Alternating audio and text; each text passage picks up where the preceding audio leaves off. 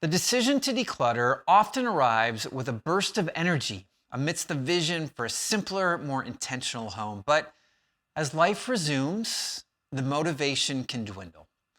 The task starts to feel monumental, progress can slow, and the motivation you once counted on begins to fade. So if you find your enthusiasm waning, you are not alone. The path to a clutter-free home requires more than a single burst of energy. It's going to take lasting motivation and rediscovering the why on the days when the how can feel overwhelming. So whether you are just beginning or you feel your progress starting to stall, remember this: the benefits of owning less are waiting for you on the other side of this effort. So to help you press on, here are 7 helpful tips for your decluttering journey. Number 1, start easy. Your first step in the right direction doesn't have to be a big one. Our personal journey began by removing the clutter from our cars. Literally, the first things we minimized were ketchup packets, Happy Meal toys, old receipts, and never listened to music CDs.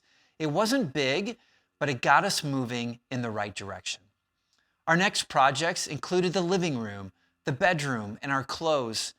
Each room or closet was a little bit harder than the previous, but we found important momentum in the early steps to help carry us through the difficult ones down the road. Here's a second tip: choose a lived-in area to begin.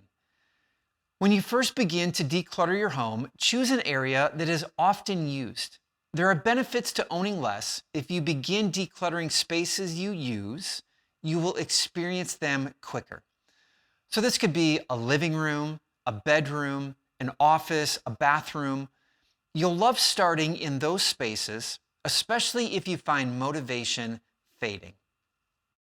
A third tip: touch every single item in your home. It helps to remember that your decluttering journey is not a race. It took years to accumulate the clutter in your home, and it will take more than an afternoon or a weekend to remove it. For us, our family of 4, it took us 9 months. Physically handling each thing forces our minds to make intentional decisions about them. So after touching every item, put it in one of 3 piles: keep, relocate, or remove entirely. From there, handle them immediately and then repeat in the next space you're going to declutter.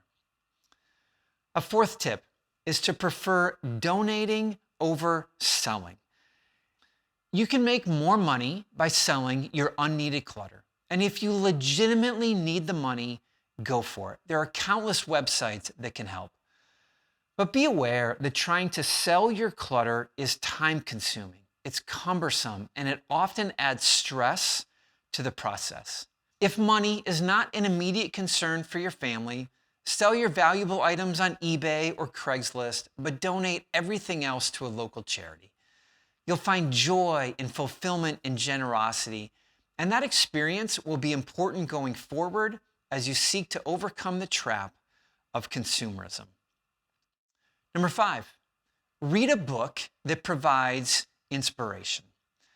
The first book I read on decluttering was Clear Your Clutter with Feng Shui by Karen Kingston. While Feng Shui never became a guiding principle in my home, the thoughts in the book were helpful for my journey.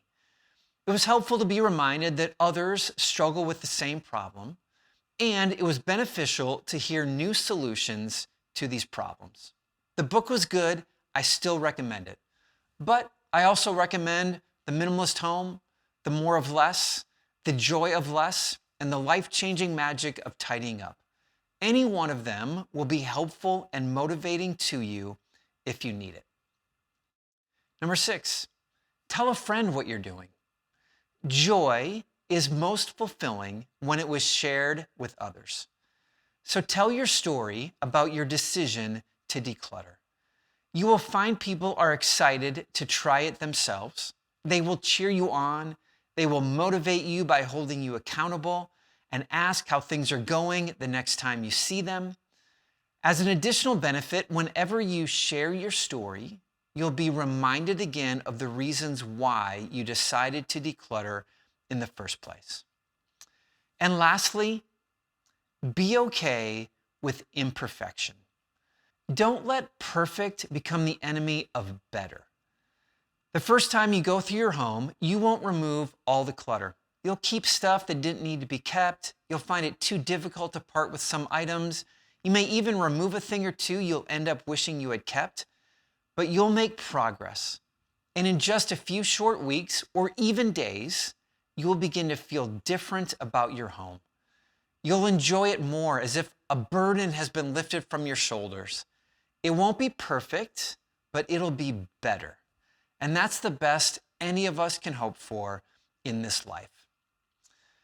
The journey to clutter-free can be difficult at times, no doubt, but it is always worth the effort.